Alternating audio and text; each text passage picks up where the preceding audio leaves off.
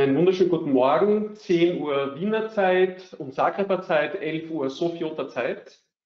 Im Namen meiner Kolleginnen und Kollegen in Zagreb und in Sofia herzlich willkommen zu unserer Power Hour zu EU-Förderungen in Kroatien und Bulgarien.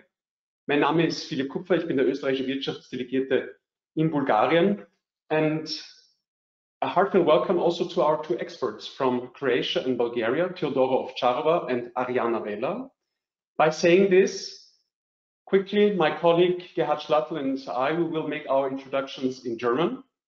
But however, our two experts will give their presentations in English. Quickly, some technical information. If you have any questions during the presentations, you can always use the chat function. Nutzen Sie bitte die Chat-Funktion einfach, falls Sie während der Vorträge Fragen haben, aber auch gerne am Ende der Vorträge.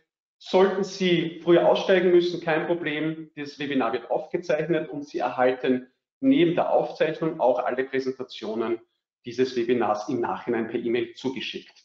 Sollten Sie technische Schwierigkeiten haben, bitte ebenfalls. Meine Kolleginnen und Kollegen stehen Ihnen für den technischen Support gerne im Chat zur Verfügung. Kurz ein paar einleitende Worte zu Bulgarien. Nachdem 3 Jahre fast keine EU-Mittel in Bulgarien geflossen sind, haben die Unternehmen seit diesem Jahr wieder vermehrt Zugang zu diversen Förderprogrammen aus EU-Mitteln. Die großen Finanzierungsrunden allerdings, vor allem aus dem Aufbau- und Resilienzplan und den zahlreichen operativen Programmen, stehen allerdings noch bevor, beziehungsweise haben schon zaghaft vor ein paar Monaten begonnen. Die Kommission hat erst im Juli 2022 ihr neues Partnerschaftsabkommen mit Bulgarien angenommen, damit die gesamten Kohäsionsmittel in der Höhe von 11 Milliarden Euro für den Zeitraum bis 2027 überhaupt erst fließen können. Aus diesen Kohäsionsmitteln sollen 2,4 Milliarden Bulgarien dabei helfen, seine Klimaziele zu erreichen. Und insbesondere werden auch 600 Millionen Euro dazu beitragen, den Anteil der erneuerbaren Energie auf 27% des Energieverbrauchs zu erhöhen.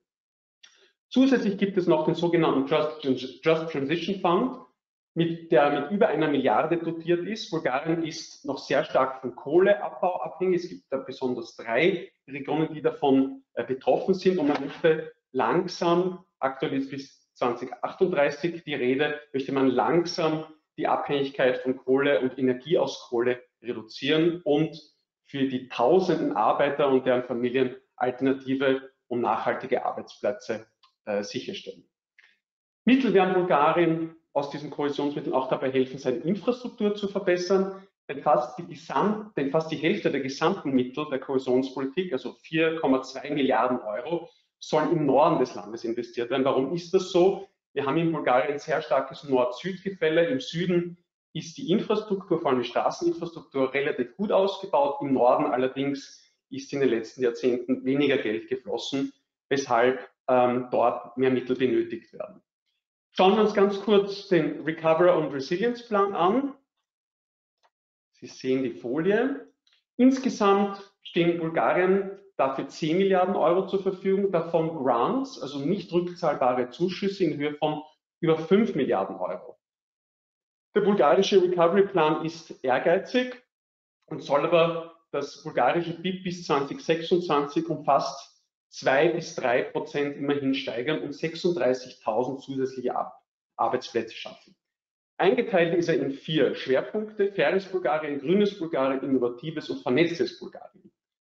Ich werde nicht in die Details gehen, aber nur ein paar Highlights davon. Circa 60% der Gesamtzuweisung des bulgarischen Recovery Plans haben einen grünen Anstrich und sollen ebenfalls zu Klimazielen beitragen.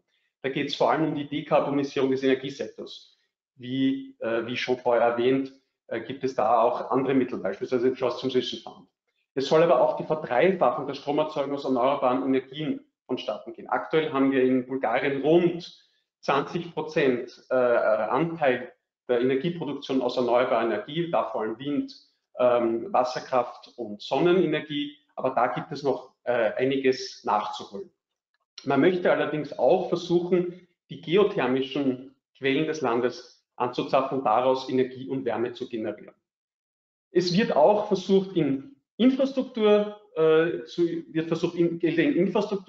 zu fließen zu lassen, beispielsweise und vor allem in den Schienenverkehr und in den U-Bahn-Ausbau in Sofia. 26% des gesamten Recovery Plans steht für digitale Ziele zur Verfügung. Da geht es vor allem um die Verbesserung der Abdeckung der Netze, damit die Telekom-Netze im gesamten Land stabiler und schneller werden. Noch ganz kurz nochmal zum Recovery Plan. Bulgarien hat im Dezember erst 2022 die erste Tranche von ca. 1,4 Milliarden Euro erhalten und hat erst letzte Woche die zweite Tranche in Höhe von 720 Millionen bei der Europäischen Kommission beantragt. I will hand over to my dear colleague and friend, Theodora Ovcharova. She's been working with Elana Investment for already 20 years, if I'm not mistaken, and she's an expert in EU subsidies, and she has already supported many Austrian companies in Bulgaria by receiving EU funds successfully. And without further ado, Theodora, the floor is yours. Thank you for being with us today. Thank you very much, Philip, for the introduction and for the opportunity to be here. It's a pleasure. Good morning, everybody. I'm happy to be able to present the opportunities because this and the last year we had a lot of possibilities in Bulgaria under the program for National Recovery and Resilience Plan, and we are awaiting the first procedures from the operational programs Innovation and Competitiveness in Enterprises, which is from the programming period 21-27, but the first one will be launched in late October, in the beginning of November. So the opportunities for business in Bulgaria are divided in these two programs, the National Recovery Plan and the Innovation and Competitiveness. So the National Recovery and Resilience Plan is financing businesses through economic and transformation program. We have seen procedures for technological modernization, circular economy, ICT vouchers in the past year. And now we will have a procedure for support of new production of electricity facilities from renewable sources and storage facilities that will be opened for 1.42 megawatts generation renewable capacities in our electricity systems. The other program, the program for innovation and competitiveness. Just a second. Yeah. There seems to be a little delay with the next slide. The program for innovation and competitiveness will start in the beginning of November. And it will launch two procedures for innovations. The procedure for innovation and competitiveness will be for development of innovations and for introduction of innovations. There will be a third procedure for more science in business. It's a voucher scheme which will be launched in year 2024. So the budget of this program is divided for grants and financial instruments, and the procedure for grants is the grants. Just a second, because I don't have my slides.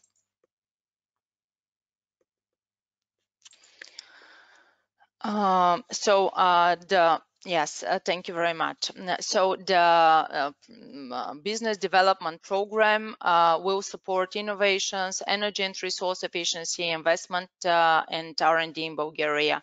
And the grants, which will be 771 million euro, will be for innovations, and the financial instruments will be for energy and resource efficiencies.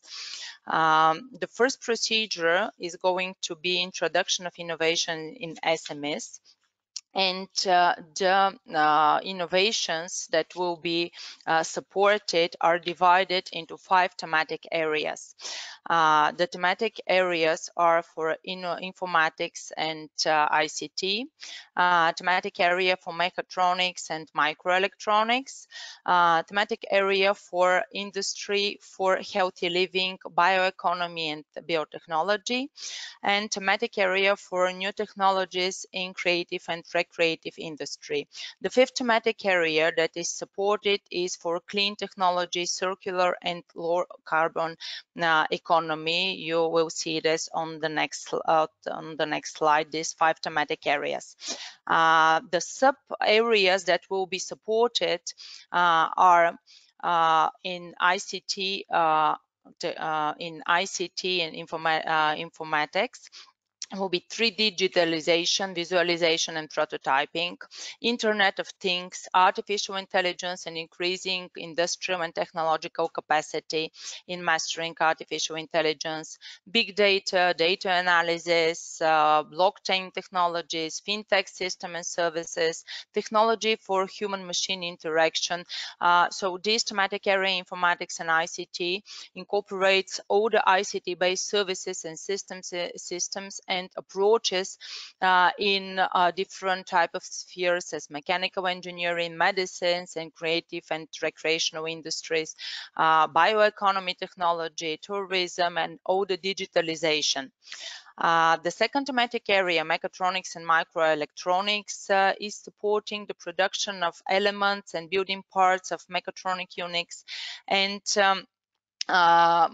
mechanical engineering, equipment engineering, life cycle of industrial machines and all the machines that go into Industry 4.0.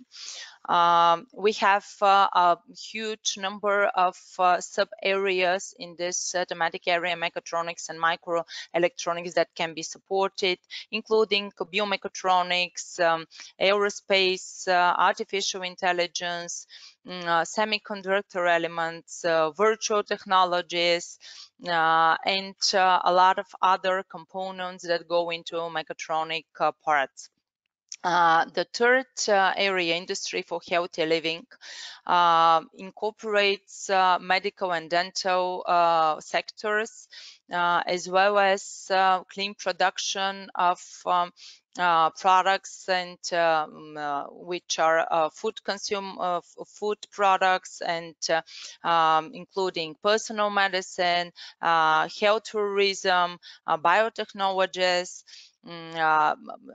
industrial biotechnology, blue and green bio-based economy, and a lot of other sub-areas can fit into this healthy living industry. The new technology for creative and recreational industry supports cultural and creative industry and its digitalization as architecture, archival work, librarianship, cultural heritage design, computer and mobile applications for educational games and visual arts, marketing and and entertainment nature. And the clean technology, circular and low carbon economy is the area that supports innovation in production, storage, saving, and efficient distribution and consumption of energy. There are a lot of sub-areas devoted to hydrogen-based technologies and development of innovative sustainable technologies for hydrogen integration. So these are the 5 thematic areas that are part of the Bulgarian innovation strategy and that will be supported as investment in the 2 procedures and the procedures to come in our operational program for innovation and competitiveness. So the first procedure is for development of innovation. It starts with the idea, and it is the only procedure that supports R&D costs. So everything that is connected to remuneration of personnel who is developing their R&D, depreciation of assets that are used for the development of the R&D, costs for materials and services necessary for the development of innovation in these 5 thematic areas that I've covered. The procedures budget will be 127 million leva, which is 65 million euros. And you can see on the slide the percentages of the state aid, the grant intensity, which goes from 40% for small, mid caps and large enterprises to 60% for micro and small enterprises. The grant support is limited up to 500,000 leva, Bulgarian leva. And it's under the minimis aid, which can go up to 200,000 euro for 3 years for a group of enterprises. Who can apply?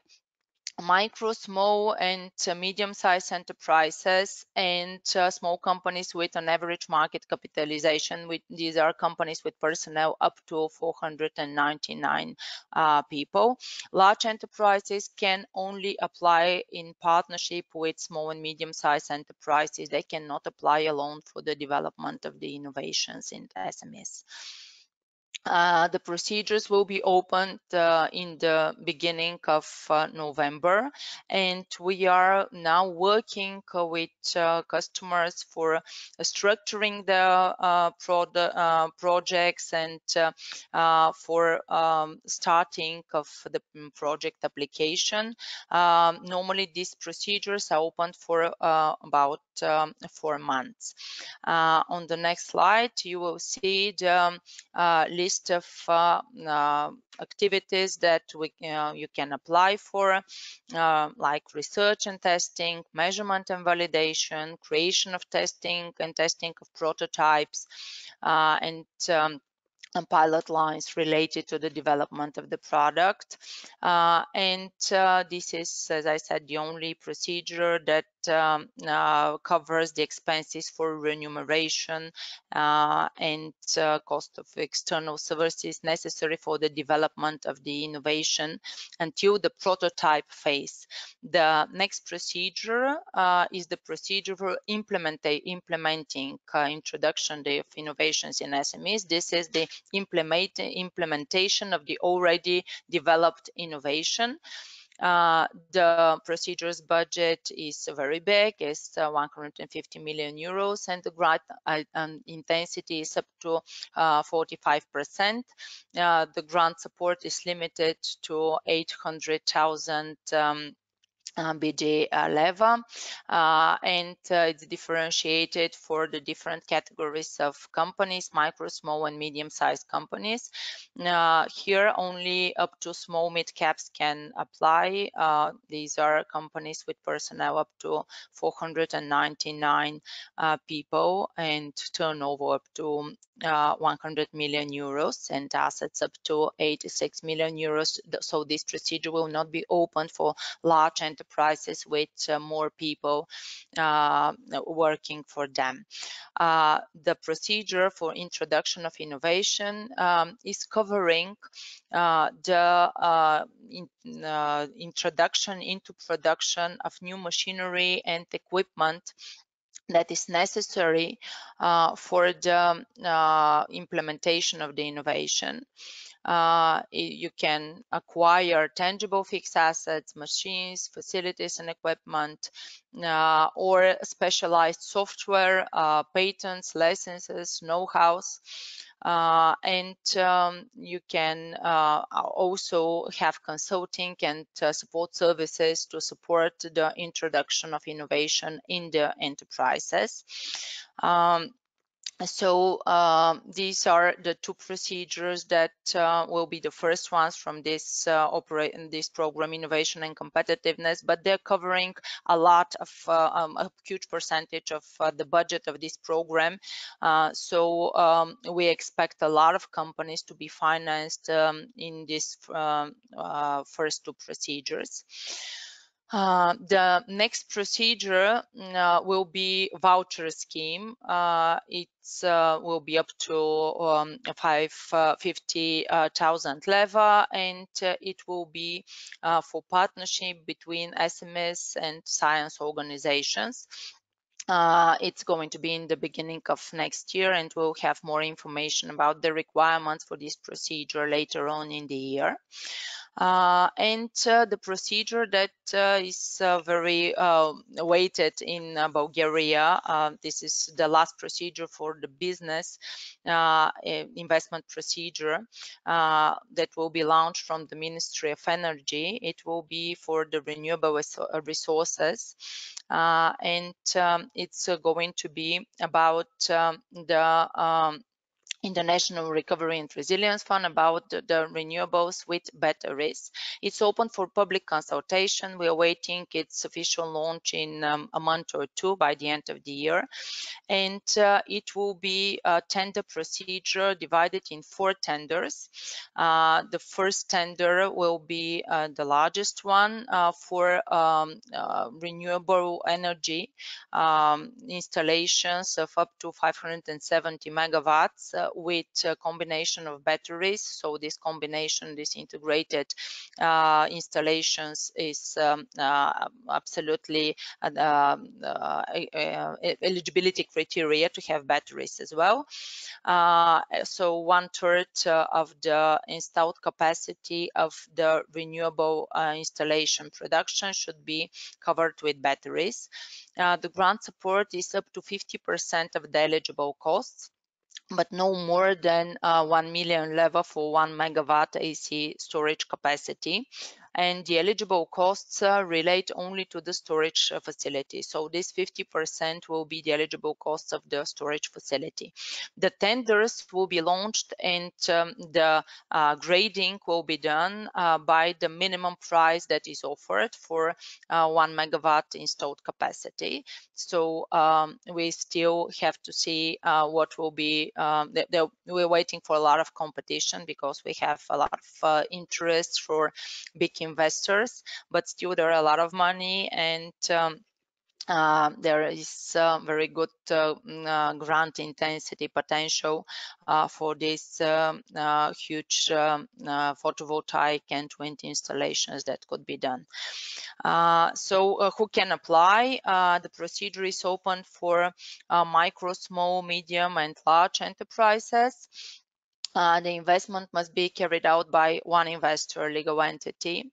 No partnerships are applicable, and this one legal entity that is the applicant should hold all the rights, permits, and assets necessary for the implementation of this integrated project for the construction of the new energy capacity. There are 2 main criteria for eligibility. The first one is minimum cumulative net worth of the applicant or its shareholder, which is based on the applicant's project facility.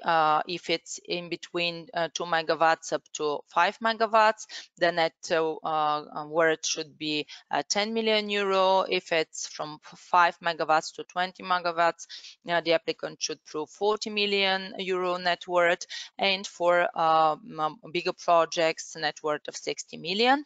And the candidate should have engaged a technical manager of this integrated project who should have a proven experience on at least one such project as the ones that they apply for financing. the readiness of the projects that we expect the applicants should meet several eligibility criteria for the construction of this capacity. They should have at least 75% of the energy should be stored directly from the facility in the integrated facility, in the integrated project. In order to meet the new additional energy capacity requirement, the proposal should be not started its implementation, if the construction of the energy facility has started, the construction of the storage system should have not started, or if there is such a project for renewables, we could apply for expansion or reconstruction of this energy facility, and the eligible cost should be only the increase of this existing installed capacity. So we cannot apply for something that is already started or for something that is already built. The only exclusion from this requirement is if we have built the PV capacity and the battery storage has not yet started for this PV capacity. So this is the only exclusion. Regarding what should be the readiness of the project. The project should have the detailed layout plan. All the documents for the land should be like not read or should be on the applicant. A detailed layout plan should be entered into force. The purpose of the land should be entered into force. All the environmental authority should have stated their opinion that the project is compliant with all the regulation, and the applicant should have a valid preliminary connection agreement with the relevant network operator for the component of the integrated project related to the production of the electric energy from the renewables. The first code should be open this year, but as you saw in the my first slide, there will be 3 more codes which will be equal. Regarding the storage facility that is part for the integrated project, there is requirements for it as well. The storage facility should have a minimum capacity of 30% of the total installed capacity, and it should receive at least 75% of its energy stored directly from the connected renewable energy production of the integrated projects, and it should be able to store at least 2 hours of discharge duration at full alternating current AC power. The circumstances, all eligibility criteria are certified as the stage of the application, so all the documents that should prove it should be submitted at the stage of the application. The next procedures that we expect to start, and the first one has been launched last evening, adapted working environment. We have here HR program that is with 100% grant intensity for SMEs and 80% grant intensity for large enterprises. The grant support can go up to 200,000 euro. It is launched until the end of the year. The deadline has been announced as 31st of December. So this adapted working environment procedure is covering all the expenses, purchase of personal protective equipment, provision of collective protective equipment, which includes protection from dust, toxic and other harmful substances, protection against over normal noise, vibration protection, protection from entering danger zones, protection from falling objects, protection from flying, ejecting particles and objects, protection against contact with hot surfaces, or protection from potentially explosive atmospheres and dangerous vapors or aerosols. So this procedure is very good because it covers almost all the expenses for creating a very good environment for the personnel and safety environment for the personnel. We have only 2 months for submitting projects, so if companies are interested, they should start the preparation of procedures now. The next 2 procedures that you see on the slide are still under public consultation: sustainable employment for disadvantaged people and new skills. They will be opened next year, so their requirements and opportunities will be known a little bit later on this year. What is the project cycle? What you can expect once the procedure is open, we have an application window of 2-3 months. Then after the application window closes, because they are competitive procedures, we have an evaluation of 3 months. Then we have contracting with the managing authorities, which is normally 1 more month because we submit additional documents. With the different procedure, we have implementation of projects up to 10 to 18 months, which includes tender procedure, public tender for 2 to 4 months, contracting of suppliers 1 month, and then the real implementation, and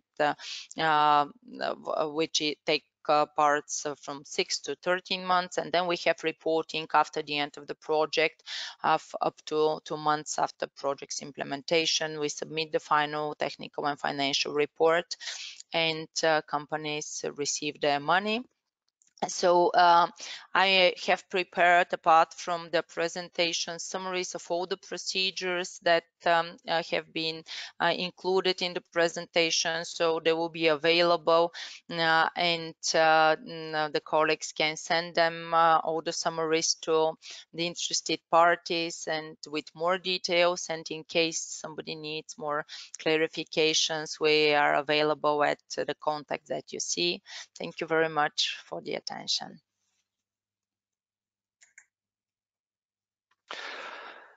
Thank you very much. And with that, I switch back to German. Es ist eine Freude für mich, als österreichischer Wirtschaftsdelegierter für Kroatien Sie für den zweiten Teil heute begrüßen zu können, nämlich den Teil zu Kroatien.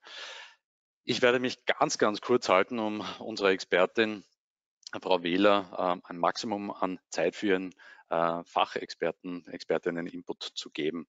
Nur ganz kurz für Kroatien. Sie kennen die EU-Perioden und die Finanzierungsperioden. Einerseits der EU-Finanzrahmen, der 7-jährige von 2021 bis 2027.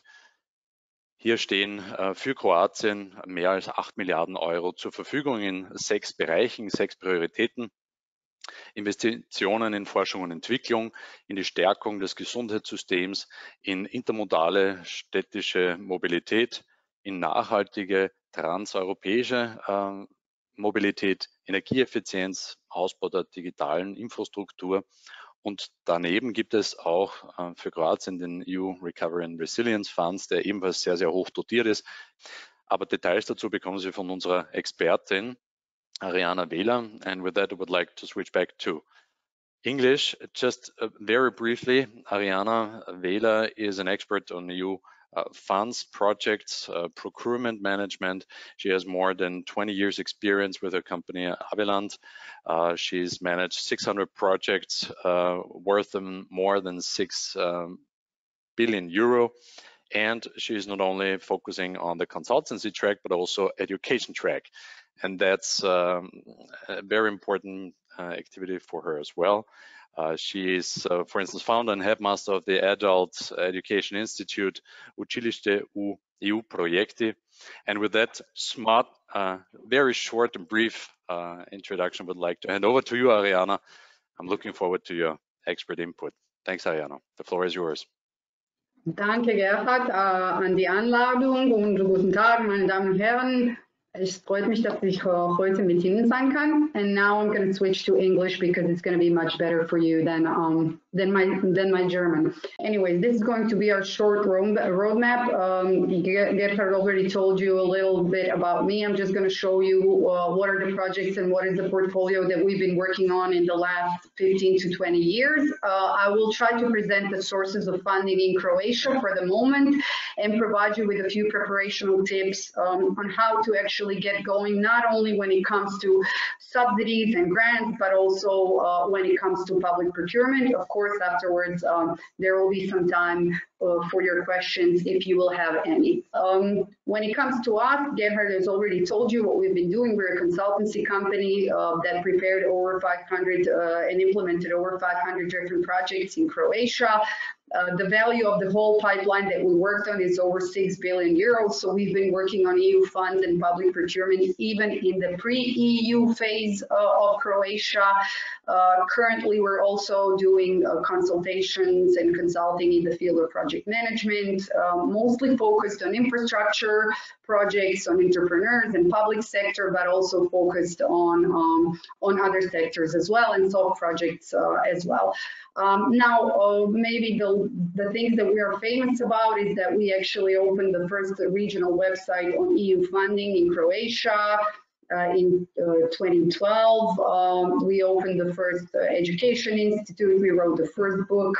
And we're currently working as external advisors to McKinsey & Company in the fields of EU funds.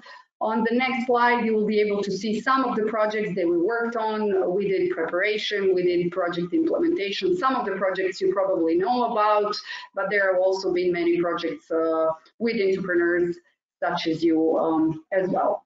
So let's continue with what's available for Croatia in the next funding period. I will present you the sources of funding and you will see them on the next slide. There are basically four main sources of funding for entrepreneurs in Croatia. Though some of them you already heard about from Gerhard and my colleague from Bulgaria, and the similar framework is available in Croatia as well. So it is the National Recovery and Resilience Plan, which is in its, let's say, final phases when it comes to opening calls for proposals and when it comes to procurement. Because of the shorter deadline for implementation, there is multi-annual financial framework. There is also framework programs which are centralized, and there are also some additional sources of funding when it comes to grants and beneficiaries that I will mention in some further slides. Okay, we can continue with the National Recovery and Resilience Plan. We all know how we got it, so I'm not going to go into deep philosophy about that, but I will tell you that the plan has 5 components and 1 initiative. And the most important component for entrepreneurs is actually the first one, the one that you can see on the slide, and you can see the investments or the initiatives that are listed on the slide.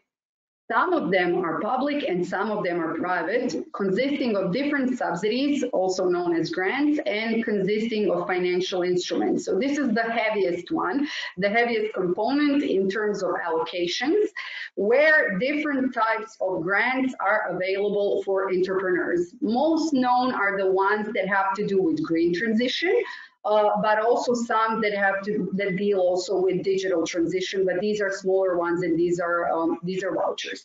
Within this component, you can see that we have different investments such as improvements of wastewater and waste systems, development of energy efficient, sustainable transport system, and so on. These ones are not going to provide you with grants. They will provide you with possibility for participating in the public procurement procedures. But in order to be able to do that, you need to understand the structure of the document. You need to understand who is actually the contracting authority on the public procurement procedure, and when and how is the public procurement procedure going to be prepared and published.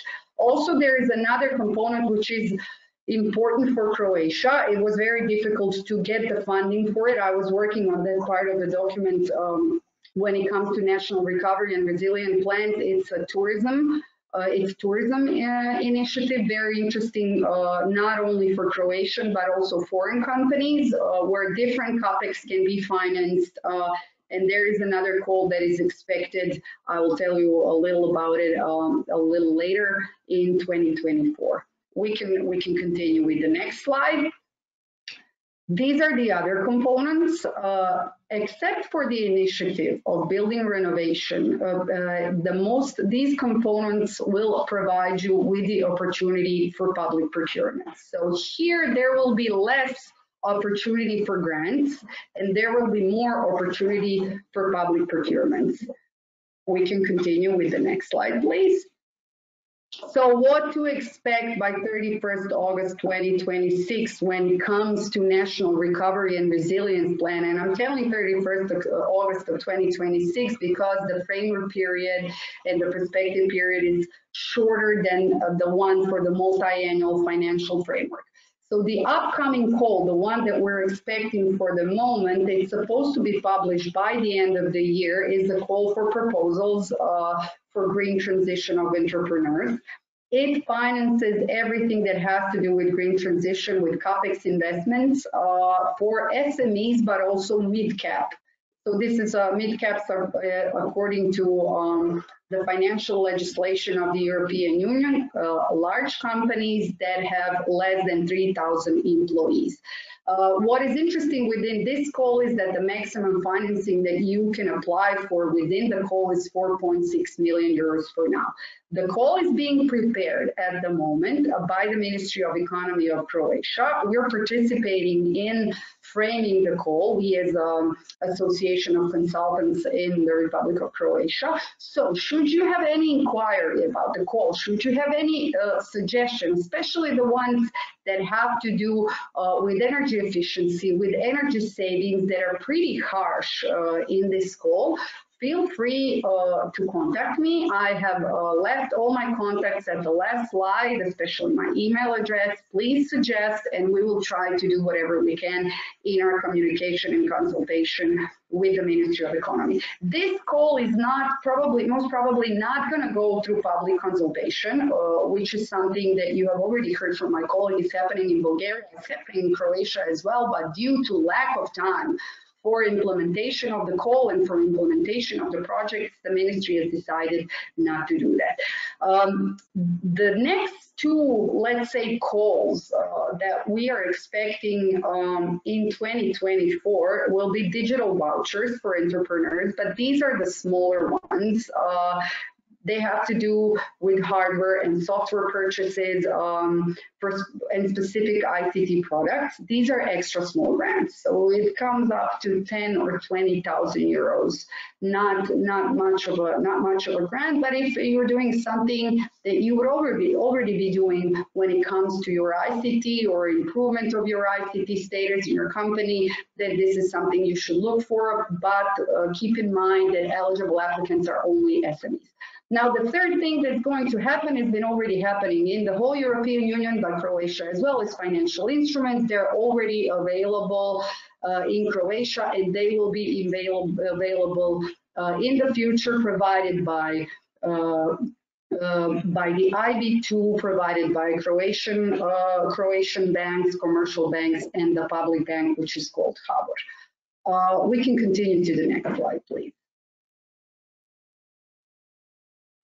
Now, what to do when it comes to public procurement? So pretty much your approach when it comes to grants is quite simple. You can talk to consultants such as us, or you can try to follow the national website for the National Recovery and Resilience Plan and see what's going on with the calls and start your preparation. When it comes to the procurement, the situation can be a little more difficult, which means that if you're interested in a specific procurement now, or if you're interested in some of the components that I have presented to you, you definitely need to check Croatian Recovery and Resilience Plan. Try to identify the component, the ones that I've shown you, and the specific investment. Within the specific investment, you will see who is the contracting authority. These are usually publicly owned companies who are in charge of different types of projects, different types of investments. For example, HŽ Infra when it comes to railroad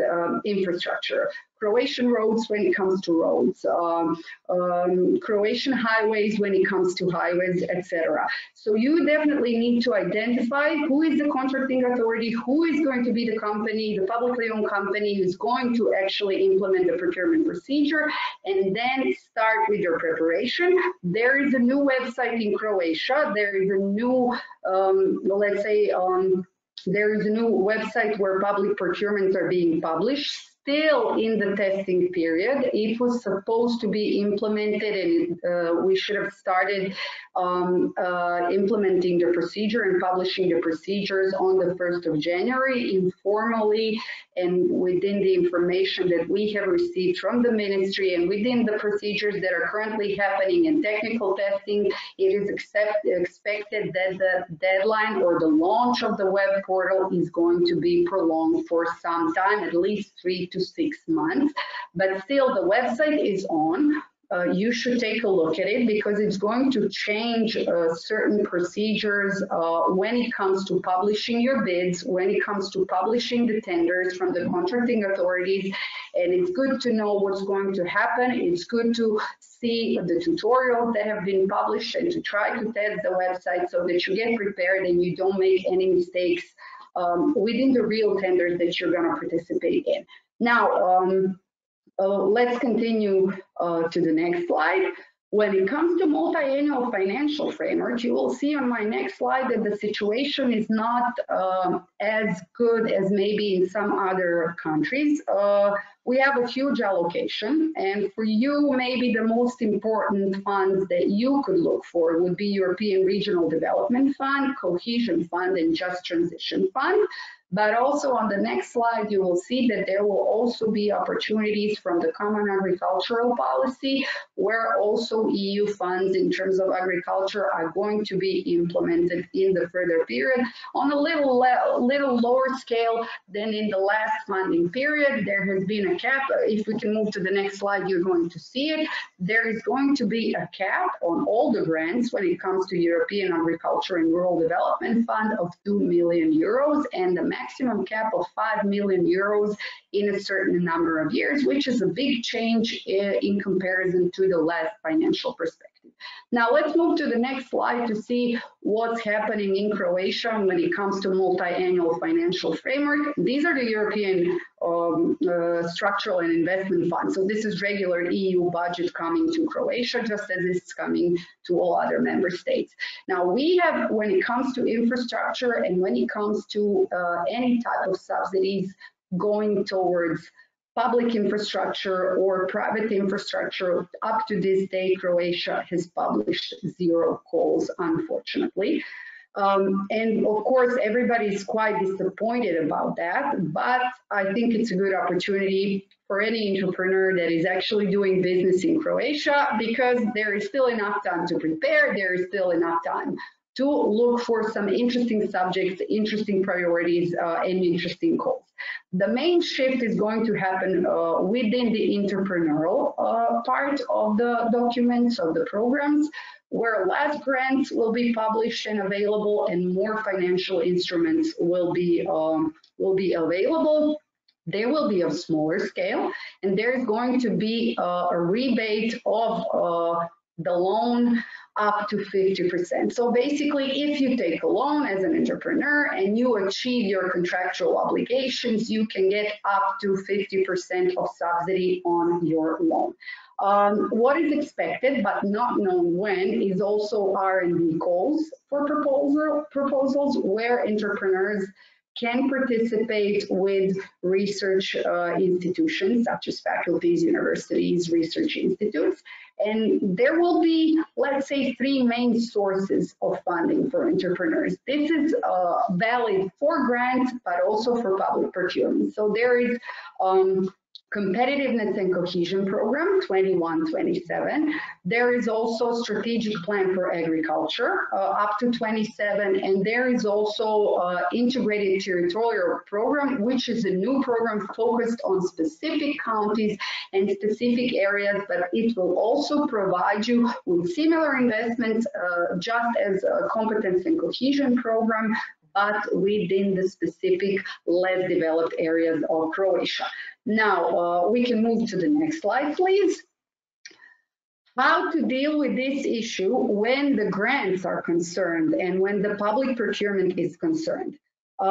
We have prepared shorter versions of programs, which were formerly operational programs, now are programs. We have prepared shorter versions, which are in Croatian, but they are easily translated into English or German. And these I can send to you, where you have to see what are the priority axes and objectives that are interesting to your company. I've seen that there were, within the preparation, that there were many of you who were interested in tourism, many of you were interested in R&D, many of you were interested in general capital investments. It will be in a way financed within this framework, but you still have to pinpoint what's interesting for you. There are indicative plans of calls that are published every year by the end of the first quarter of the year. So we're expecting the one for 2024 to be published by the end of March 2024. And then you can identify the possible grants that are going to be published, and also you can identify within the strategic documents, within the programs, the larger projects that will be implemented by public bodies. When you see those larger projects, then you will be able to see whether they have already commenced or whether they're still in preparation. If they're still in preparation, and this you can do just by following a few websites in Croatia, then you can identify the procurement that's interesting to you, and then you can also start the preparation. Also, you can participate in the public consultation about the specific procurement procedure. We can continue on to the next slide, please. When it comes to other sources of funding, and let's just keep going. I will not talk to you about framework programs because this is something that's available to all EU member states, and you know a lot about it. But when it comes to Croatia, two different other sources of funding might be interesting for you in terms of subsidies and in terms of grants. First one is Modernization Fund, and the second one is Investment Subsidy Act. Some of you might have already had experience with both of them, but they will be available every year. And for example, Investment Subsidy Act is available to you throughout the year for different types of projects where you can receive certain tax deductions depending on the size of your project and depending on the number of newly employed personnel in your company. We can move on to the next slide and I will show you and provide you with a little more information about it. So when it comes to Modernization Fund, this is basically a program that supports investments, mainly private sector, in renewable energy sources, energy efficiency, energy storage, and modernization of energy networks. We already had a nice call that was opened this year for entrepreneurs. It was for their solar plants. The evaluation procedure is currently on the way. We expect it to be completed by the end of the month or maybe before the mid-November. And what is good with this, it is governed by the Ministry of Economy, but what is good about this fund is that you don't have any secondary procurement obligations as in European Structural and Investment Fund and as in within the calls that are provided by the Recovery and Resilience Plan. So basically, you apply for your project, you put on a solar plant, and you basically implement the project as you get the funding without any repercussions in terms of financial corrections or irregularities, which is a really good thing for entrepreneurs. It enables you to be much faster and much more efficient than when it comes to European structural and investment funds because of their rules and regulations. Let's continue to the next slide. And of course, what is also very important is that companies of all sizes are eligible for modernization fund in Croatia. Also, if you would like to get involved in preparation of the next calls, and every year we expect a specific call to be published, you can contact us because we're discussing those calls with the Ministry of Economy every year, and we're participating in the preparation of those calls. These specific particular calls are undergoing the public consultation process, but we of course advise you to get involved sooner, because when the document reaches the consultation process, usually was already presented to the European Commission, so some big changes or big amendments are not possible. Now, when it comes to the next slide, I will present you with an opportunity that is always available for investors, for companies in Croatia. This is Investment Subsidy Act. It has been a little amended last year in terms of decreasing the subsidy for large-scale capexes, but you can get, as I already mentioned, tax deductions on your income tax of 50, 75, or 100% in a maximum period of 10 years, depending on the type of your investment, depending on the value of your investment, and depending on the number of employees, as well as NUTS region where your investment is being implemented in. The preparation procedure is quite simple. Ministry of Economy, again, competent for implementing of this act. As soon as you apply the documentation, you get the status of the beneficiary, and you can basically start implementing your project.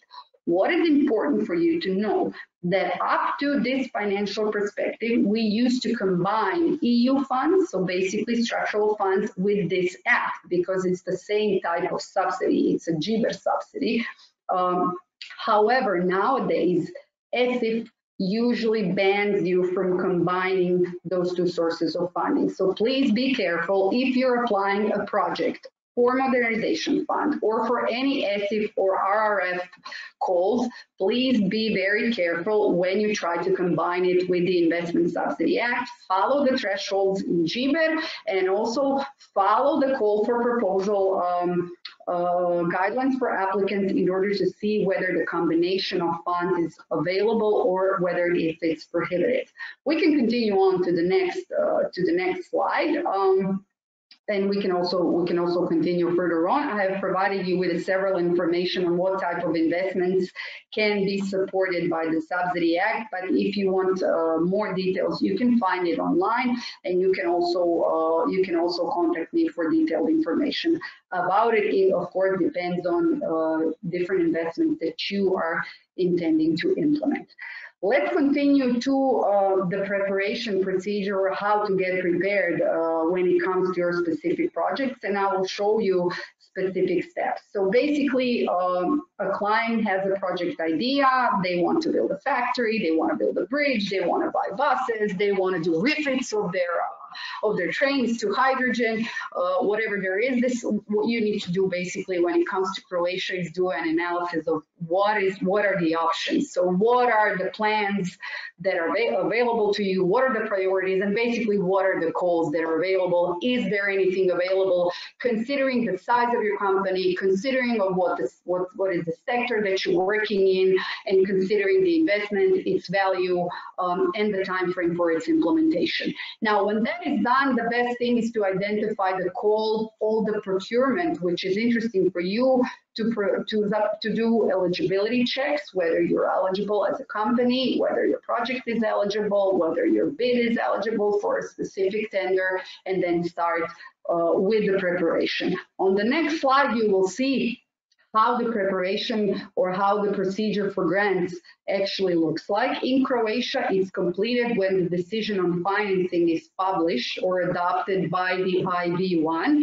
There are certain phases that can last from 2 to 6 months, for R&D projects even longer, because of the complexity of the projects and because of the complexity of innovation issues that need to be checked thoroughly. But there is an administrative check, eligibility check, evaluation, then there is the financing decision. This is when you know that you're actually getting the funding, and afterwards the grant agreement has been signed. All the grants that are receiving support from the GBER make it available for you to start implementing your projects as soon as you applied. So you don't have to wait for the decision on financing. You can start as soon as you apply to the call for proposals, but keep in mind that there is a risk that you're not going to get the funding. So please start implementing the projects that you actually want to do and that you have decided that you're going to implement with EU or without EU money.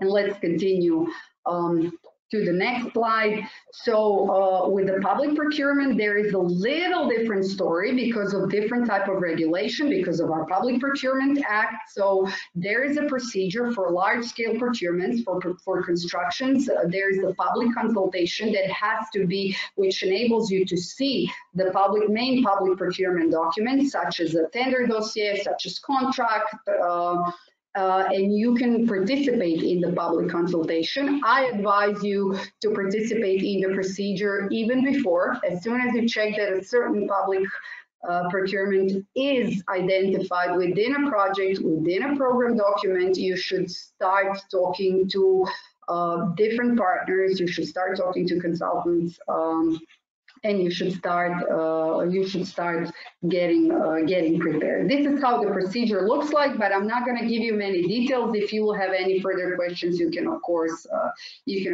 talk to me later. And this is where I'm pretty much going to put an end on my presentation. It was a short one, trying to make you get involved within the procedures, trying to make you look for data and look for information that you can actually find in program documents. And this is going to help you resolve a lot of your questions and a lot of your doubts when it comes to your eligibility for financing or your eligibility for procurements. Should you have any questions, I will be available for you. My email address is in the presentation at the end of the presentation, and thank you very much.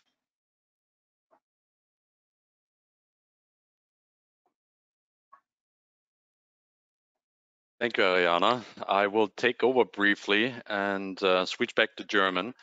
In einer Minute gebe ich Ihnen noch zwei zusätzliche wichtige Informationen, die sicherlich für Sie interessant sein können. Erster Punkt, der sogenannte Projektgeschäftscheck. Worum geht es hier? Wir haben vieles heute gehört zum Thema Ausschreibungen, Tenders. Im Rahmen des Programms und der Initiative Go International, einem gemeinsamen Projekt und einem gemeinsamen Programm zwischen der Wirtschaftskammer Österreich und dem österreichischen Wirtschaftsministerium, gibt es unter anderem 5 Direktförderungen. Und für heute passgenau herausgehoben der sogenannte Projektgeschäftscheck, eine Direktförderung. Das bedeutet, Sie bekommen Cashback. Was wird hier finanziert oder unterstützt, wenn Sie projektbezogene Kosten haben im Zusammenhang mit Tenders, Ausschreibungen, Feasibility Studies, Beratungskosten? Dann können Sie sich bis zu 7.500 € wieder zurückholen. Sprich, wenn Ihr Projekt oder Ihre Kosten im Zusammenhang mit einer Teilnahme an einer Ausschreibung, egal ob in EU-Ausschreibung, IFI-Ausschreibung oder auch nationale, internationale Ausschreibungen 15.000 € ausmacht oder mehr, dann können Sie bis zu 7.500 sich zurückholen. Wenn Sie dann noch sich qualifizieren für den sogenannten Nachhaltigkeitsbonus, dann bekommen Sie noch einmal extra Cash zurück, bis zu 2.500 €. Also in Summe bis zu 10.000 € Cashback möglich. Steht allen österreichischen Unternehmen offen und zur Verfügung, sprich es gibt keine Einschränkung auf KMUs. Natürlich gibt es wie überall bei Förderungen Voraussetzungen. Sie müssen new to project sein. Das heißt, Sie haben noch keine Go International Förderung für dieses Projekt in den letzten 3 Jahren bekommen. Und wie lange ist das gültig? Wenn Sie den Antrag gestellt haben, das okay, das grüne Licht bekommen haben, dann haben Sie 1,5 Jahre Zeit für die Umsetzung. Ihre Ansprechpartnerinnen sind in den jeweiligen Landeskammern angesiedelt. Die haben alle Informationen und Details dazu. Das war die erste Zusatzinformation. Zweite Zusatzinformation, auf die ich Sie gerne hinweisen möchte.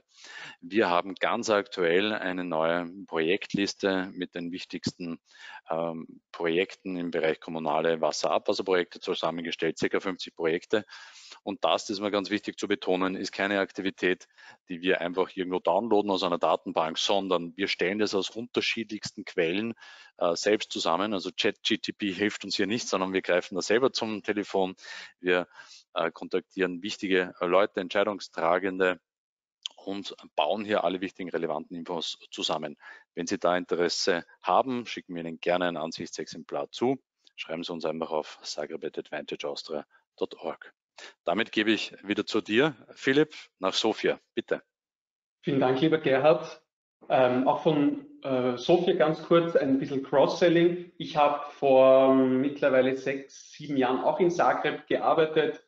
Da gab es auch damals schon diese Ausschreibungs- und Fördercall-Liste. Und das ist so gut bei den Firmen, österreichischen Firmen angekommen, dass ich mir überlegt habe, dass wir das auch für Bulgarien machen. Wir sind gerade in der finalen Redaktionsphase und werden in 1 bis 2 Wochen ebenfalls so ein Bulletin über Ausschreibungen und Fördercalls mit EU-Geldern herausgeben. Sollten Sie Interesse haben, bitte melden Sie sich gerne unter sofia@wko.at. Auch hier gilt das Prinzip nicht durch künstliche Intelligenz, sondern durch natürliche Intelligenz werden die Informationen zusammengetragen. Dann glaube ich, wir haben eine Frage, wir kommen zum Q&A-Block. Wir haben eine Frage vom, ich kann es nicht sehen, von wem, aber ich lese es kurz vor. Wie sieht das aus in Bulgarien mit der Gesetzeslage zu Pyrolyse und Müllverbrennungsanlagen? In Bulgarien gibt es tatsächlich Müllverbrennungsanlagen. Es gab auch den Plan für Sofia, sogar mit europäischen Geldern ca. 150 Millionen Euro eine neue Müllverbrennungsanlage zu bauen. Das Verfahren wurde an ein bulgarisch-chinesisches Konsortium sogar schon vergeben, wurde beeinsprucht. Das heißt, das ist alles noch immer in Diskussion. Sonst im Land gibt es natürlich auch Müllverbrennungsanlagen. Müll wird sehr stark auch von den Zementproduzenten verbrannt. Es wird sogar Müll importiert, um diese Zementproduktionsanlagen am Laufen zu halten, aber natürlich auch TPPs, also Thermal Power Plants, verwenden natürlich auch Müll zur Wärmeerzeugung. Pyrolyse habe ich schnell nachgesehen. Stand Jänner 22 gab es noch keine Pyrolyse in Bulgarien. Sollten Sie nähere Informationen dazu brauchen, bitte melden Sie sich nochmal bei uns gesondert unter sofia@wko.at. Wir schauen nochmal nach, ob das noch der aktuelle Stand war, aber vor circa 1,5 Jahren gab es noch keine Pyrolyse in Bulgarien. Ich sehe, es gibt keine weiteren Fragen. Wenn dem so tatsächlich ist, Gerhard, gib mir sonst ein Zeichen oder darf ich dich kurz sehen? Ich sehe noch eine weitere Frage for our expert Ariana. Yeah. Ariana, please, there's one additional question. You talked about that there are no calls yet published. So I read the question, or I translate the question, when is it expected to see calls on this multi-annual framework, funding framework? Due to the Croatia, fact, yeah. For Croatia, infrastructure, due to the fact the electronic system for project application is not ready yet, we expect the calls to be published initially by the end of the first quarter in 2024. However, keep in mind that we have parliamentary elections next year. For now, it is expected to take place in April. So should that be April, I expect maybe the calls would be published sooner, maybe January or February. However, without any political issues, technically, it will be done earliest at the beginning of March. Perfect. Thank you for clarifying this question. So I received a question for Theodora very quickly. We were not talking about agricultural subsidies. Theodora, could you give us some information about possible agricultural procedures? Yes, there is one agricultural procedure opened right now. It's going to be opened until 20th of December. The eligible candidates are agricultural producers, and they can receive up to 50% subsidy for investment in agricultural machinery, cleaning machinery for the seeds that they have harvested, and the project could be up to 1 million level, which is approximately 500,000 euro, with 50% subsidy of it. So if there are any agricultural producers participating, the procedure is open, so they can contact us for development of their projects. Super, thank you so much, Theodora. Yeah. Can I see you again, Gerhard, for the final end? Thank you. Ich möchte mich gerne bei allen Ihnen bedanken für Ihr Interesse, für Ihre Teilnahme. And I would also like to thank you heartfelt. Thank you to Theodora Ovcharova, our expert, for highlighting the manifold opportunities in Bulgaria. Thank you. Gerhard, you have the last word. Ich kann es nur wiederholen. Danke, dass Sie dabei waren. Schreiben Sie uns, wenn Sie weitere Informationen brauchen für den kroatischen Markt. Danke auch von meiner Seite an Ariana Wähler für Ihren Expert Advice und Input. Dankeschön, dass Sie dabei waren. Bis zum nächsten Mal. Schöne Grüße aus Zagreb. Ciao.